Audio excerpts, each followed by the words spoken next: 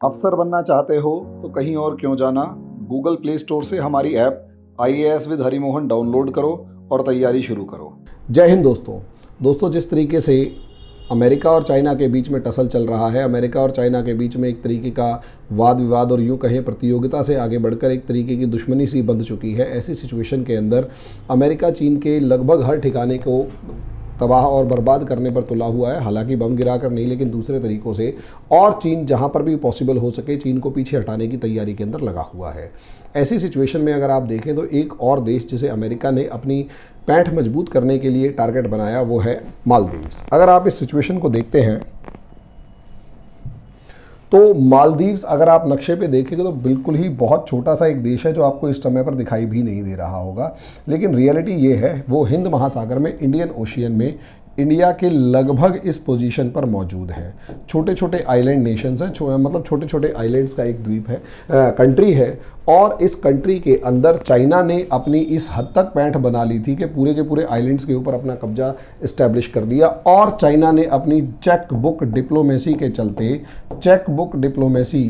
के चलते उसको इतना ज़्यादा लोन दे दिया, अप्रॉक्सीमेट $8 बिलियन के आसपास का लोन देकर उस पूरे के पूरे मालदीव आइलैंड्स को अपने कब्जे में करने की तैयारी कर रखी थी। और एक टाइम तो ऐसा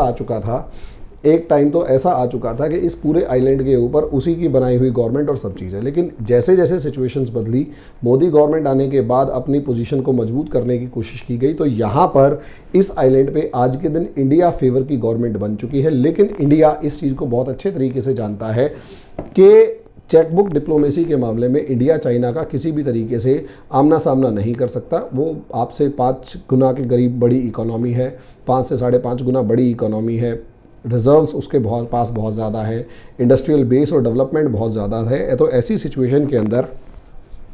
इंडिया ने बहुत अच्छी पॉलिसी जो अपना रखी है, चाहे वो श्रीलंका में हुई चाहे वो मालदीव्स में हुई, वो ये है कि बड़े पार्टनर्स को अपने साथ मिलाकर इंडियन ओशियन से चाइना को कमज़ोर करने की तैयारी कर रखी है। ऐसे में श्रीलंका के मामले में अगर आप देखें तो जापान के साथ मिलकर इंडिया ने श्रीलंका के बहुत सारे प्रोजेक्ट्स को अपने हाथ में लिया है और चाइना को काउंटर करने की पूरी तैयारी कर रखी है। इसी तरीके से मालदीव्स के मामले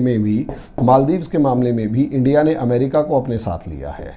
और अमेरिका के साथ मालदीव्स का एक एग्रीमेंट हुआ है जो बहुत ज़्यादा इंपॉर्टेंट है। और ये जो एग्रीमेंट है इसके अंदर जो डिफेंस कॉपरेशन का ये एग्रीमेंट है, डिफेंस कॉपरेशन का एग्रीमेंट अगर अमेरिका के साथ हो पा रहा है तो उसके आगे आने वाले टाइम में बहुत अच्छे परिणाम इंडिया और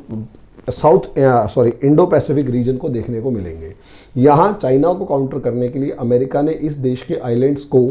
सपोर्ट करने के लिए और बहुत सारी ads on the name of help देने के लिए और इसके बदले में डिफेंस कॉपरेशन लेने के लिए चाइना को काउंटर करने के लिए एग्रीमेंट किया गया है। इसके अंदर अब अमेरिका को एक रीज़न मिल जाएगा कि बहुत सारी एड्स जो है वो मालदीव्स को पहुंचाई जाएं, और जिस तरीके से अप्रॉक्सीमेट $8 बिलियन का जो छोटे से देश के ऊपर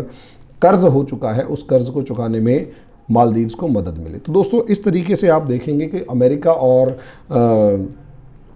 इंडिया की चाइना को घेरने की जो पॉलिसी चल रही है उसके अंदर इंडिया की कामयाबी यहाँ पर भी नज़र आई, क्योंकि एक तरफ तो श्रीलंका से चाइना को बाहर नहीं किया लेकिन उसको वहाँ पर घेर कर या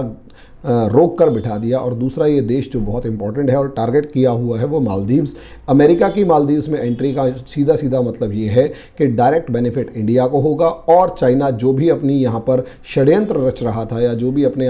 यहाँ पर कॉन्स्पिरेसीज कर रहा था उससे भी बचाव होगा।